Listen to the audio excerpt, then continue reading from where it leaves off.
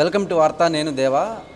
Telangana CM Revanth Reddy గనక హైడ్రాని తెలంగాణలో కాంగ్రెస్ ప్రభుత్వం ఏర్పడినప్పటి నుంచి కూడా హైడ్రా అంటే ప్రభుత్వ భూములను చెరువులను కబ్జా చేయకుండా హైడ్రా అనే సంస్థను ఏర్పాటు చేస్తే దానికి కమిషనర్ చీఫ్ ఏవి రంగనాథన్ నియమించారు. ఈ నేపథ్యంలో అటువైపు BRS party working president KTR మాత్రం కాంగ్రెస్ ప్రభుత్వానికి ఓటేస్తే హైడ్రాతో బుల్డోజర్లతో వచ్చి ప్రభుత్వ పేదల ఇల్లును అయితే కూలుస్తుందని అయితే ఆరోపిస్తున్నారు. దీన్ని ఎట్లా చూస్తారు? ఇది తప్పుడు ప్రచారం.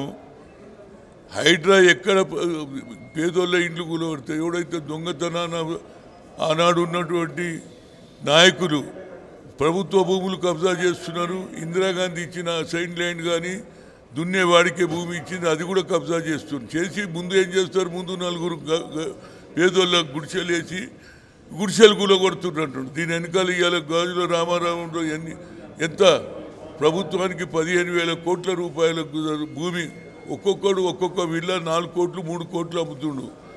ఇందిరాగాంధీ భూ సంస్కరణ అమలు చేసినప్పుడు ఆమె అసైన్ ల్యాండ్ ఇచ్చింది, దున్నేవాడికే భూమి ఇచ్చింది.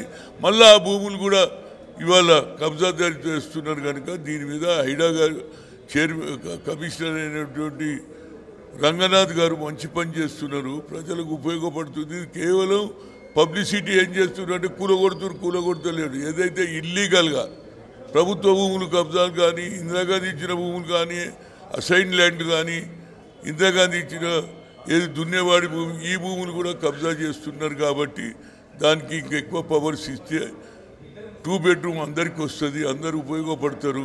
లేకుంటే కోటీశ్వరుగా మిగులుతాడు, పేదవాడుగా మిగులుతాడు. ఇది రాంగ్ పబ్లిసిటీ. మరి మీరు ప్రభుత్వంలో ఉన్నప్పుడు ఈ భూమిని ఎందుకు కాపాడలే? బతుకమ్మకుంటే ఎందుకు చేయలే మీరు? ఎందుకంటే బతుకమ్మకుంటే కబ్జా చేసింది మీ పార్టీ వాళ్ళే కనుక మీరు చెప్పలేదు. అదే కవిత గారు దేశం మొత్తంలో తిరిగింది, అమెరికా లండన్లో కానీ ఇక్కడ బతుకమ్మకుంట కనిపించలేదు. కేసీఆర్ గారు చెప్పినా చేయలేదు. కనుక ఇవాళ రేవంత్ రెడ్డి గారు చేసిండ్రు. రేపు 26వ తేదీ సాయంత్రం బతుకమ్మకుంట ఇనాగరేషన్ ఉంది. అన్ని రాజకీయ పార్టీలను రమ్మన్నారు, అందరికీ లెటర్లు రాసిన. ఆమ్ ఆద్మీ పార్టీ కానీ, సిపిఐ కానీ, బీఆర్ఎస్ కానీ, బీజేపీ అందరికీ చెప్తున్నారు. ఎందుకంటే దసరా పండుగ అటువంటిది. పండుగ రోజు అందరూ ఎంతో పెద్ద శత్రువులైనా కలుస్తాం. అలై బలై పెడతాడు మా దత్తన్న.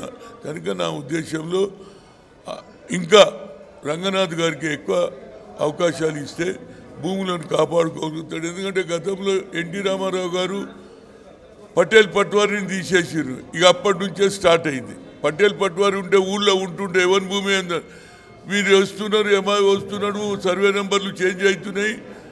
ఈ ఒక్కొక్క రిజిస్ట్రేషన్ ఇద్దరిద్దరికి చేస్తున్నారు. కనుక ఈ ప్రాబ్లం, అదే కర్ణాటకలో ఈ ప్రాబ్లం లేదు. కనుక కొంత పవర్ ఇస్తే నేను నిజంగా కూడా తప్పనిసరిగా ప్రజలకు లాభం అవుతుంది. రేవంత్ రెడ్డి గారు మంచి ఆఫీసర్ను సెలెక్ట్ చేశాడు, హైడా చైర్మన్. ఆయన తప్పనిసరిగా ఈ బతుకమ్మకుంట కూడా ఎంతో కేతులు ఉన్నా అన్నీ బయట పెట్టేసి అలా కట్టిండు. ఆయనకు తప్పనిసరి నా హృదయపూర్వక ధన్యవాదాలు.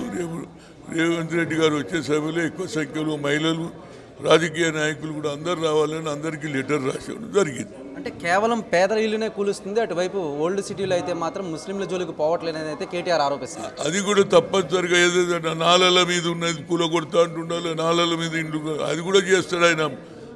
నాలల మీద ఇండ్లు కడితే మరి నీళ్ళు ఇళ్ళకి రావా? కనుక దాని మీద కూడా ఆయన ఆలోచన చేస్తాడు అనేది నా ఉద్దేశం. Thank you.